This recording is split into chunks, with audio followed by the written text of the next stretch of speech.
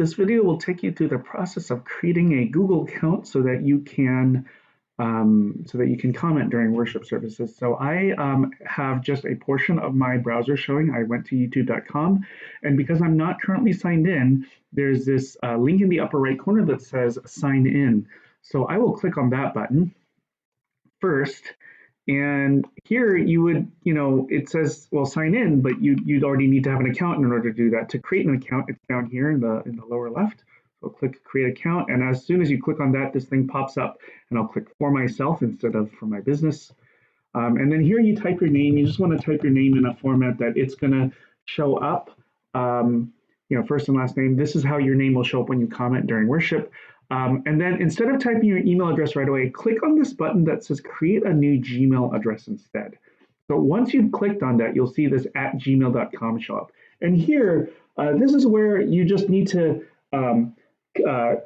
type something that you're basically creating a new email account, and you never have to share this email with anybody else. So you never have to use it or check it. It's just, this is the mechanism by which you can comment.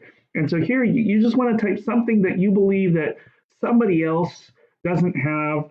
So maybe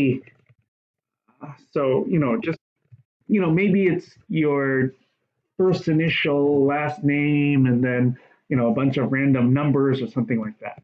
And then down in this password area, you'll see that you need to use 8 or more characters with a mix of letters, numbers, and symbols. So if you just use this password for just worship comments and nothing else, you might just use a password you have for something else, or write down something and keep it in a safe place.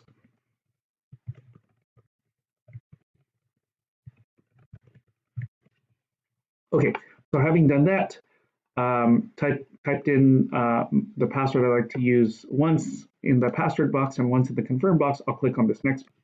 So on this next screen, putting in a phone number is optional, so let's just not do it.